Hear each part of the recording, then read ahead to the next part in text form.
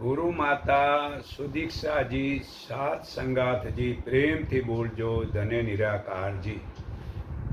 આજે આપણે દેવી દેવતાને પૂજવાની સાચી રીત જો જાણીએ તો સાચા નિરાકાર ભગવાન આપણા ઉપર ખુશી થાય અને તેથી આપને મોક્ષ મળે.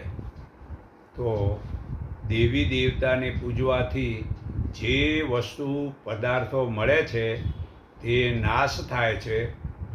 અજ્ઞાની લોકો તે દેવી દેવતાની પૂજા કરે છે અને તે અલ્પબુદ્ધિના લોકોને થોડુંક ફળ મળે છે અને શક્તિ અને સમયનો ખોટો દુરુપયોગ કરે છે.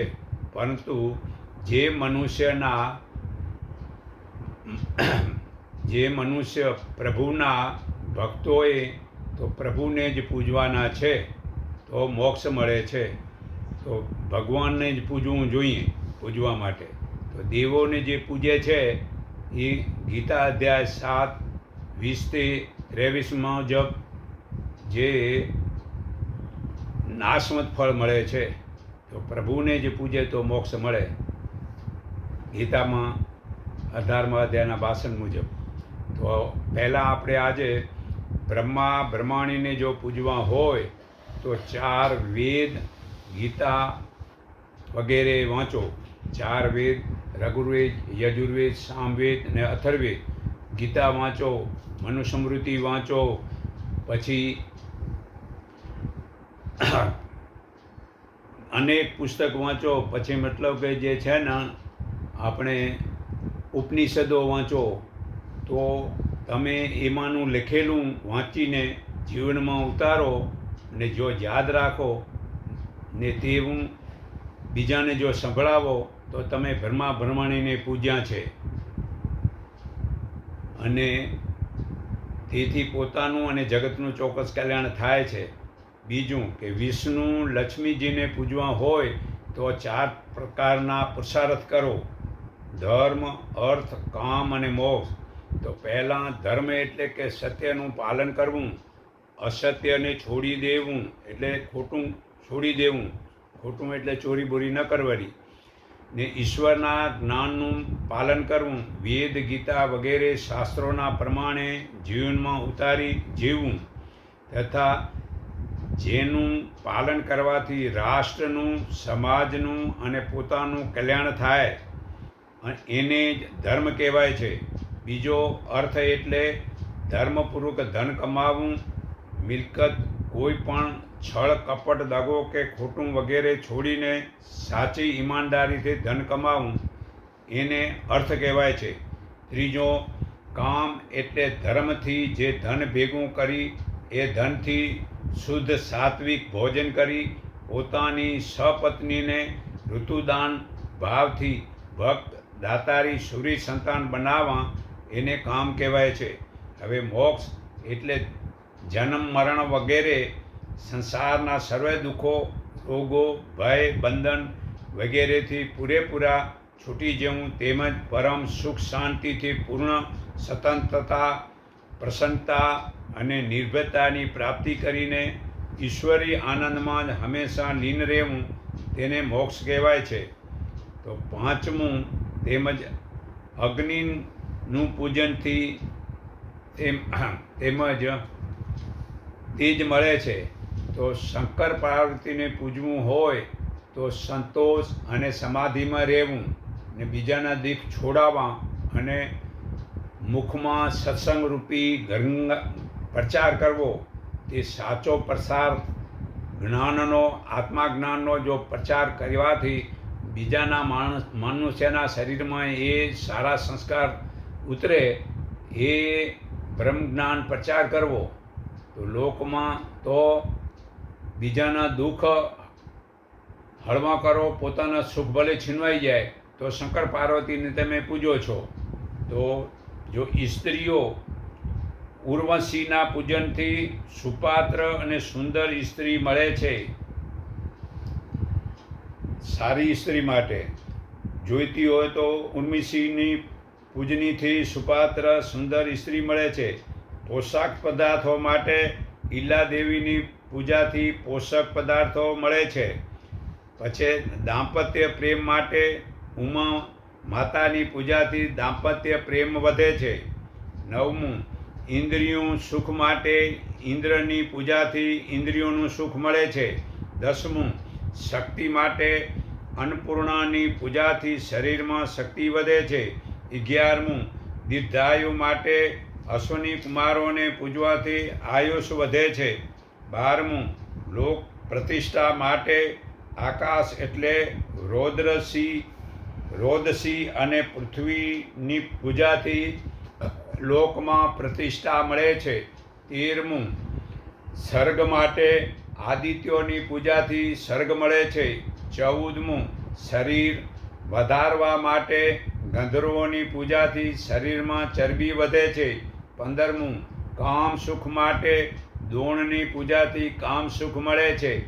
16મું, વંશનો વિસ્તાર માટે પિતૃઓની પૂજાથી વંશનો વિસ્તાર વધે છે.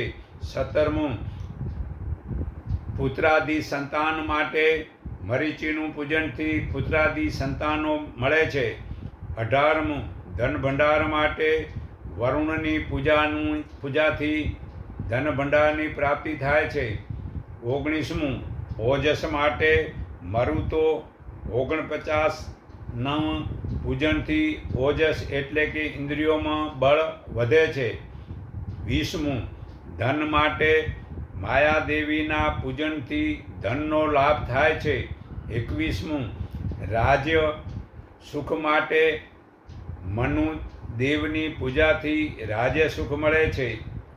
22મું, શક્તિ માટે મૃત્યુદેવની પૂજાથી શક્તિ વધે છે. 23મું, ભૂત પ્રેતાદિની રક્ષા માટે યક્ષની પૂજાથી ભૂત પ્રેતાદિ રક્ષા મળે છે. 24મું, વીર્ય માટે કામદેવ વગેરે એકાદશ રુદ્રોની પૂજાથી વીર્ય વધે છે. 25મું, રાજા બનવા માટે સાધ્યદેવનું પૂજન કરવું. 26મું, ધર્મ માટે શ્રી કૃષ્ણની પૂજાથી ધર્મની પ્રાપ્તિ થાય છે. બ્રહ્મ જ્ઞાન માટે શિવની પૂજાથી બ્રહ્મ જ્ઞાન મળે છે. 28મું, શરીર વધારવા માટે ચંદ્રના પૂજનથી શરીર વધે છે, તે શરીર રૂપાળું પણ બને છે. 29મું, પરંતુ ઓમકાર જે 52 અક્ષરનું મૂળ જાણે મનથી તે 52થી બારે નીકળે છે. નામ મંત્ર રૂપ છોડે તેને બ્રહ્મનું જ્ઞાન થાય છે. 30મું, સદ્ગુરુ જે નામ મંત્ર અને રૂપ છોડાવીને નિરાકારના દર્શન કરાવીને અજ્ઞાન અંધકાર છોડાવી જ્ઞાનનો પ્રકાર કરાવે તે સદ્ગુરુ કહેવાય છે. વિભૂતિઓના ડાળા માટે ડાળા જે બ્રહ્માજી વિષ્ણુ શંકર પાર્વતી ઓમ સોમ રણુકા નિર્જન એટલે કાળ એટલે સમય વગેરે જગતમાં ડાળા છે. આ ગીતા અધ્યાય 10 શ્લોક 18માં પુરાવો છે. તો એ વિભૂતિઓ છે. મૂળ જે નિરાકાર પ્રભુ છે. ગીતા અધ્યાય 15 1-3માં સંસારનું મૂળ પરમાત્મા છે અને બ્રહ્માજીથી લઈને થાવર જંગમ સૃષ્ટિ શાખાઓ નીચે વિસ્તારેલું છે. આ સંસારનો સર્વસે અંત જણાતો નથી, તેમ સંપૂર્ણપણે તેની ઉન્નતિ અને સ્થિતિ પણ જોઈ શકાતી નથી. એવા અનંત મળવાળા નશ્વર સંસાર વૃક્ષને વૈરાગની મજબૂત તલવારથી અંદરથી કાપી નાખ. એવું પરમપદ શોધવું જોઈએ કે જ્યાં ગયેલો જીવ જન્મ મરણરૂપ આ સંસારમાં પાછો આવતો નથી. જેણે માન મોહ અને સંગદોષ છોડી દીધા છે અને કામનાઓને છોડી નિત્ય આત્મા સ્વરૂપના ચિંતનમાં રહે છે, જેઓ સુખ દુઃખ વેર ઈર્ષા વગેરે બે જોડકાં છોડી દીધા છે, તેઓ પરમાત્માના પરમધામને પામે છે. આ ગીતા અધ્યાય 15 1-11માં પુરાવો છે. જે આગળ તો તુલસી જે શુદ્ધ બુદ્ધિ રાખે તે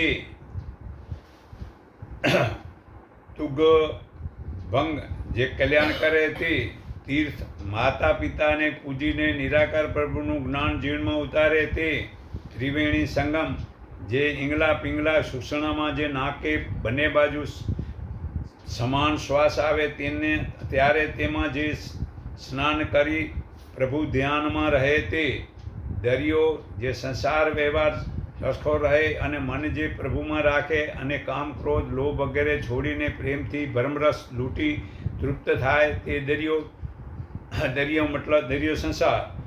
દેવદૂત જે બુદ્ધિમાં બધા દેવ જેમ દેખાય તે પછી ઇન્દ્રિયોની કૃપા જેમ થાય છે તે ઈશ્વરને જાણી તેઓ પ્રચાર કરવાથી એકાગ્રતા એટલે કે શું લાભ થાય છે. જે બ્રહ્મજ્ઞાનનો લાભ જે જાણે એનો આનંદ લૂંટે તે સમાન દ્રષ્ટિ રાખે તે હાલમાં જન્મ મરણને જીતે છે. ગીતા અધ્યાય 5:19 પુરાવો છે. તો સુરતા કન્યાકુમારી જેની સુરતા પરમાત્મામાં જોડાઈ જાય પછી તે કુંવારી રહેતી નથી. ગંગા સ્નાન એટલે જે બ્રહ્મજ્ઞાન સત્સંગ બીજાનો સંભળાવે તે જીવનો ઉતારે તેને ભવરોગ મટે તે ગંગાને તર્યો સમજો. ગણપતિ જે 3 ગુણને જીતે તે ગોપીઓ જે ઇન્દ્રિયોની વાસના છોડી પ્રભુના પ્રેમમાં રહે તે ગોપીઓ. ગોકુળ એટલે માતાના પેટથી બહાર આવીને મથુરા એટલે બહાર જાય તે માના પેટમાં પાછો ના આવે તે મથુરા જાય તે પાછો ગોકુળ ના આવે.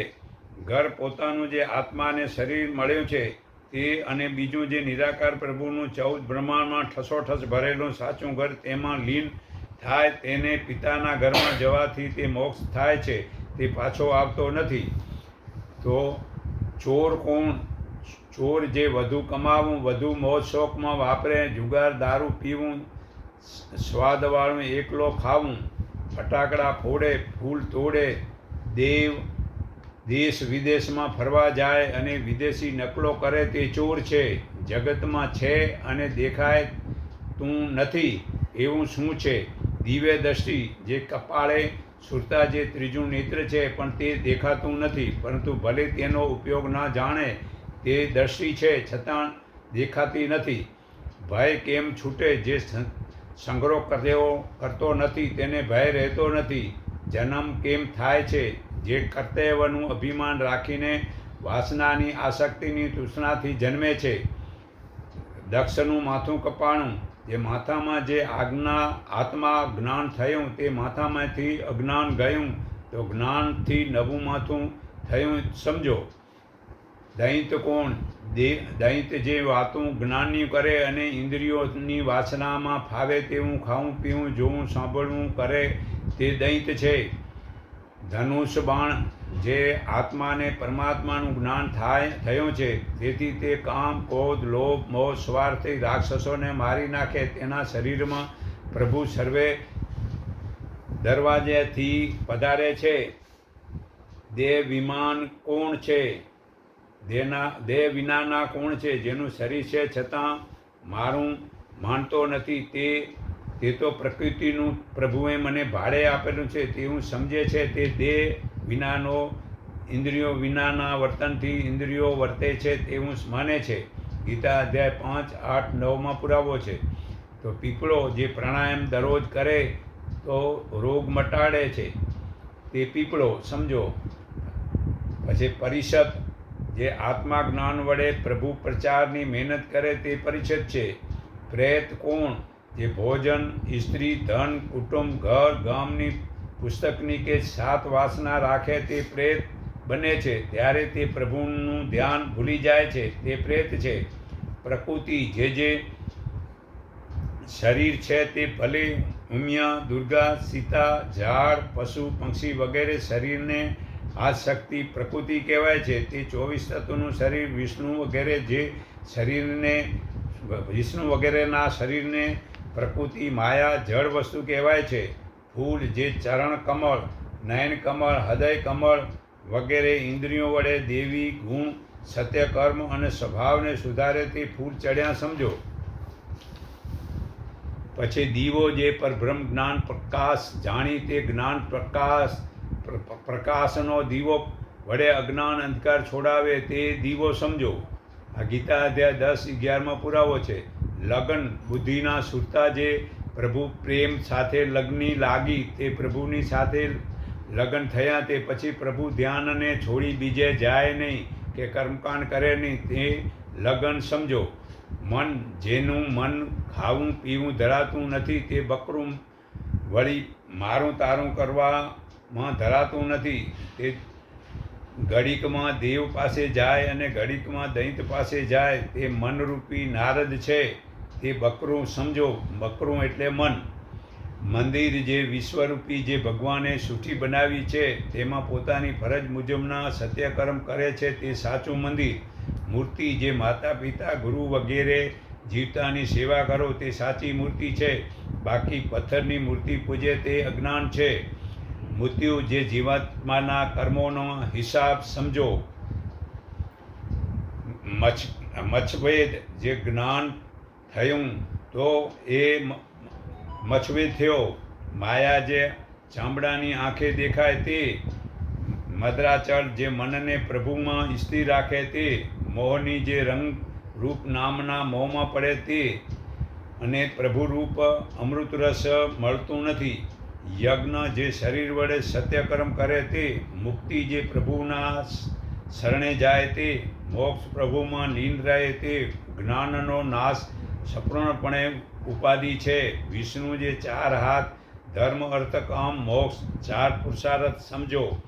બ્રહ્માજીના 4 માથા નથી. જે 4 વેદ તે 4 મુખો સમજો. શિવને ત્રીજું આંખ નથી. દિવ્ય દ્રષ્ટિ તે મતલબ કે આંખ ત્રીજી સમજો. આ બૌદ્ધ માલિકા પાના નંબર 98માં પુરાવો છે. વિવેક જેની પાસે છે તેને પ્રભુ પ્રિય લાગે છે. વૈરાગ જે દેખાતી વસ્તુમાં આસક્તિ ન રાખે તે. સમીક ઋષિ જે જીવ પ્રભુ પ્રેમ ધ્યાનમાં પુરાઈ જાય તેને કાળનો ભય છૂટી જાય છે. શરીર જે યજ્ઞકુંડ જે ધારો તે શરીર વડે બની શકે. શ્રીફળ જે માથામાંથી જે અજ્ઞાન કાઢી પર બ્રહ્મ જ્ઞાન ભરે તો શ્રીફળ વધાર્યું સમજો. સમાધિ જે આત્મા જ્ઞાન વડે પરમાત્માનો રસ લૂંટે તે. અજ્ઞાન કેમ નાશ થાય છે? વિવેક વિચાર અને વૈરાગથી અજ્ઞાન નાશ થાય છે. ધ્યાનથી જાગૃતિ અવસ્થામાં 1 સેકન્ડને 14 થી 35 ઓજસ કે આભામંડળ ઓરાના તરંગો આકાશમાં ફેલાવી પોતાનું અને જગતનો દુઃખો મટે છે. તે તરંગો રૂપી મૂડી મૃત્યુ પછી કામ આવે છે. અજ્ઞાનનું કારણ શું છે? જે વિષયોને છોડતા નથી તે છે. આત્મા એટલે શું? ચિત્ત એ જ આત્મા છે. આત્મા જ્ઞાન માટે શું કરવું? આત્મા જ્ઞાન માટે છળ કપટ ચોરી યારી જુગાર દારૂ પીવું દેખાડો કરવો વગેરે છોડીને ઈમાનદારીથી સત્યકર્મ કરવાથી આત્મા જ્ઞાન થાય છે. આત્મા જ્ઞાન કેવી રીતે થાય છે? જે એકાગ્રતા વડે. તો આત્મા જ્ઞાન પ્રાપ્ત થવાથી લાભ શું થાય છે? જે ફરી જન્મનું દુઃખ ભોગવવું પડતું નથી. આત્મા જ્ઞાનના અંશથી મોટું છે. આત્માના અંશથી મોટું છે શરીર. તેથી મોટી પૃથ્વી. તેથી મોટું જળ. તેથી મોટો અગ્નિ છે. તેથી મોટો વાયુ. તેથી મોટું આકાશ. તેથી મોટું ચિત્ત. પરંતુ પરમાણુથી પણ તે પાતળું સૂક્ષ્મ છે. તેથી આત્મા સૂક્ષ્મ છે. તેથી પરમાત્મા સૂક્ષ્મ છે. તે પરમાત્મા 14 બ્રહ્માંડમાં મોટા છે. તેની ઓળખાણ સદગુરુ કરાવે છે. તો આંધળો જે પાણી જાણી જોઈને ધન વગેરેથી ચોરીના ખોટા કર્મ કરે છે તે ખરો આંધળો છે. અર્જુન જે જીવ નીતિ નિયમ રાખીને સંત શાસ્ત્ર મુજબનું વર્તન કરી જગતમાં કલ્યાણ કરે તે અર્જુન. ઇન્દ્રિયો જે 5 જ્ઞાન ઇન્દ્રિયો 5 કર્મ ઇન્દ્રિયો અને 1 મન તેને સંયમ રાખી એકાંતમાં પ્રભુ ધ્યાન કરે તે 11 છે. ઉત્તરાયણ જે ભક્તિ કરતાં મૃત્યુ થાય તે. અને જે ફરજ મુજબના પોતાના બાપ દાદાના કર્મ કરે તે સાચી ઉત્તરાયણ છે. તો નિરાકાર પ્રભુને જે ઓળખે છે તેવા બ્રહ્મજ્ઞાની એક જ પળમાં નિરાકાર પ્રભુના દર્શન કરાવે છે. તે જ્ઞાન હાલમાં ગુરુમાતા સુદીક્ષાજી આપે છે. તે નિરાકાર પ્રભુનું જ્ઞાન સંત પ્રકાશ નિરાકારી મંડળ ઇન્ડિકેપ 3 રસ્તા માયા સિનેમા રોડ કુબેરનગર અમદાવાદમાં મળે છે. રવિવારના સવારે મળે છે. હું સર્વના હૃદયમાં રહેલા પરમાત્માને હું મારા હૃદય ભાવથી નમન કરું છું. એકને ઓળખો, એકને માનો, એક સંગઠીન બનો, સૌનું મંગળ થાવ, સૌ સુખી થાવ એટલું કહી મારી વાણી વિરામું છું.